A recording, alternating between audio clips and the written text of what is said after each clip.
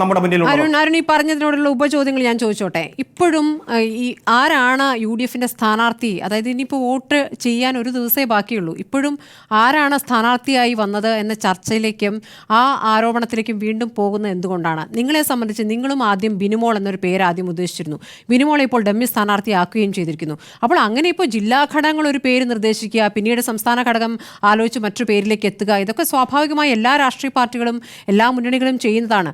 ആ പേരിൽ തന്നെ ഊന്നിക്കൊണ്ട് എന്തിനിവിടെ വന്നു എന്ന ചോദ്യം, വരത്തൻ എന്ന പ്രയോഗം അവിടെ BJP നടത്തുന്നു. CPM-ന് അങ്ങനെ ഒരു പ്രയോഗമുണ്ടോ? വരത്തൻ എന്നൊരു പ്രയോഗമുണ്ടോ ഇവിടെ സ്ഥാനാർത്ഥി വന്നതിനെക്കുറിച്ച്? എനിക്കത് അറിയണം. കാരണം ഇവിടെ VS വരെ മലമ്പുഴയിൽ മത്സരിച്ചിട്ടുള്ളതാണ്. നിങ്ങളുടെ പല നേതാക്കളും പല സംസ്ഥാനത്തിൻ്റെ വിവിധ ഭാഗങ്ങളിൽ മത്സരിക്കുന്നുണ്ട്. അപ്പോൾ കേരളത്തിലെ പലയിടത്തേക്കും പോകുമ്പോൾ ഇന്ന നാട്ടിലെ ആളല്ല എന്നതുകൊണ്ട് ഒരു വരത്തൻ എന്ന പ്രയോഗം നിങ്ങൾക്കുണ്ടോ എന്ന് എനിക്കറിയണം. രണ്ടാമത്തെ, താങ്കൾ ഈ പറയുന്ന കോൺഗ്രസ് BJP ഡീൽ എന്ന ആരോപണം നിങ്ങൾ നേരത്തെ ഉന്നയിച്ചിരുന്നതാണ്. ഇപ്പോൾ അതാ സന്ദീപ് വാര്യർ BJP-യിൽ നിന്നും കോൺഗ്രസിലേക്ക് പോയിരിക്കുന്നു. അപ്പോൾ അത് ഡീലിൻ്റെ ഭാഗമാണോ?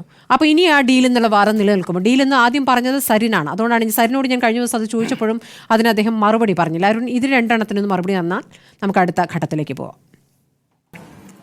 യെസ്, താങ്കളുടെ ആദ്യത്തെ ചോദ്യം, ഇവിടെ വരത്തൻ സ്ഥാനാർത്ഥി എന്നൊരു പ്രയോഗം CPM-നുണ്ടോന്ന്.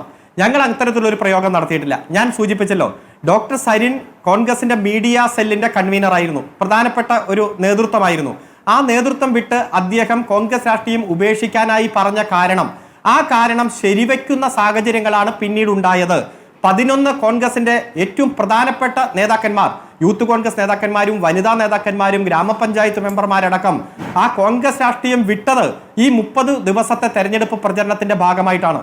അതുകൊണ്ട് ഈ സ്ഥാനാർത്ഥി എങ്ങനെ വന്നു, ഏതെങ്കിലും തരത്തിൽ DCCയുടെ അഭിപ്രായത്തിന് KPCC പരിഗണന കൊടുത്തിട്ടുണ്ടോ, അപ്പോൾ ആ സ്ഥാനാർത്ഥിയുടെ നേതൃത്വത്തെ, ആ സ്ഥാനാർത്ഥിയുടെ വരവിനെ കോൺഗ്രസ് അംഗീകരിച്ചിട്ടുണ്ടോ എന്നതിന്റെ ഏറ്റവും വലിയ തെളിവാണ് 11 പ്രധാനപ്പെട്ട നേതാക്കന്മാർ കോൺഗ്രസ് രാഷ്ട്രീയം ഉപേക്ഷിച്ചത്.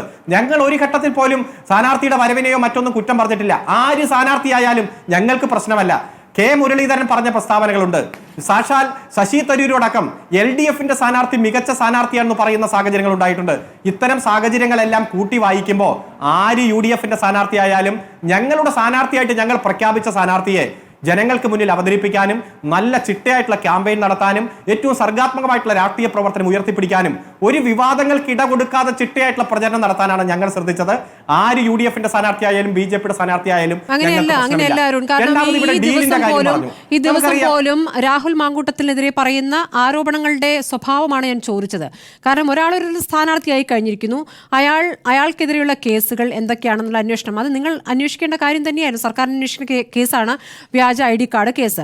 ആ കേസ് അന്വേഷണത്തിൽ പ്രതിയായ ഒരാൾ അവിടെ രാഹുലിന്റെ ഏറ്റവും അടുത്ത അനുയായിയായി അവിടെ വന്ന് പെട്ടി കൊണ്ടുപോയി എന്നുള്ളതായിരുന്നല്ലോ ഒരു ഫെനിയെ പറ്റിയിട്ടുള്ള ആരോപണം.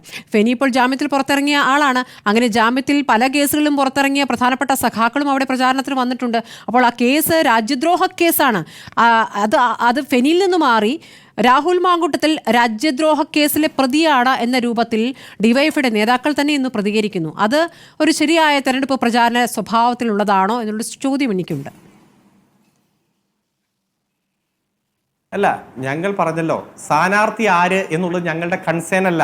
ഞങ്ങളെ സംബന്ധിച്ചിടത്തോളം ഞങ്ങളുടെ സ്ഥാനാർത്ഥിയും ഞങ്ങളുടെ മുന്നണിയും ഉയർത്തിപ്പിടിക്കുന്ന രാഷ്ട്രീയം, അതാണ് ഞങ്ങളുടെ കൺസേൺ. ആ രാഷ്ട്രീയം ജനങ്ങളിൽ എത്തിക്കുക എന്നതാണ് ഞങ്ങളുടെ ലക്ഷ്യം. അതിനുവേണ്ടി ഏറ്റവും ചിട്ടയായിട്ടുള്ള പ്രചരണങ്ങൾ നടത്തി ഈ തെരഞ്ഞെടുപ്പ് കാലത്ത് ഉയർന്നു വന്ന വിഷയങ്ങളെ രാഷ്ട്രീയപരമായിട്ട് പ്രതികരിക്കുക എന്നുള്ളത് ഞങ്ങളുടെ കടമയാണ്. ഇവിടെ നീല ട്രോളി ബാഗുമായി ബന്ധപ്പെട്ടുള്ള വിഷയം ഉയർന്നു വന്നു, വ്യാജമദ്യം പിടിച്ചതുമായി ബന്ധപ്പെട്ടുള്ള വിഷയം വന്നു, അതുപോലെ തന്നെ വ്യാജ ID കാർഡുമായി ബന്ധപ്പെട്ടുകൊണ്ട് നിരവധി ചോദ്യങ്ങൾ ഉയർന്നു വന്നു. അതിന്റെ കേസന്വേഷണത്തിന്റെ വിവിധ ഘട്ടങ്ങൾ മാധ്യമപ്രവർത്തകർ തന്നെ ഞങ്ങളോട് ചോദിച്ചു, എന്താണ് ഇലക്ഷൻ കമ്മീഷൻ മുന്നോട്ട് പോകാത്തത്, എന്താണ് അതിന്റെ ഇൻവെസ്റ്റിഗേഷൻ നടത്തുന്നവർ കുറ്റപത്രം സമർപ്പിക്കാത്തത്, അത്തരത്തിലുള്ള സംശയങ്ങൾ ചോദിക്കുമ്പോൾ സ്വാഭാവികമായിട്ടും അതിന്റെ മറുപടി പറയുക എന്നുള്ളത് ഞങ്ങളുടെ കടമയാണ്. ഇവിടെ ഇത്തരം കാര്യങ്ങളൊക്കെ ബോധ്യപ്പെടുത്തേണ്ടത് ശ്രീ K. മുരളീധരനും അതുപോലെ കോൺഗ്രസിൽ നിന്ന് 11 പേർ എങ്ങനെ ഇങ്ങോട്ട് പോന്നു, രാജിവെച്ച് പോരുകയല്ലേ, പൂർണ്ണമായി CPM-നോട് യോജിക്കാൻ തയ്യാറായി കുടുംബത്തോടെ വരുന്ന സാഹചര്യമല്ലേ. അത്തരം സാഹചര്യങ്ങൾ വരുമ്പോ കോൺഗ്രസിൽ എന്തൊക്കെയോ പ്രശ്നങ്ങൾ അലയടിക്കുന്നുണ്ടല്ലോ, അത് ജനങ്ങൾക്ക് ബോധ്യപ്പെട്ടല്ലോ. ഞങ്ങളിൽ നിന്ന് ഒരാൾ മാറി നിൽക്കുന്നതോ ഒരാൾ എന്തെങ്കിലും അഭിപ്രായം പറയുന്ന സാഹചര്യം ഉണ്ടായില്ലല്ലോ.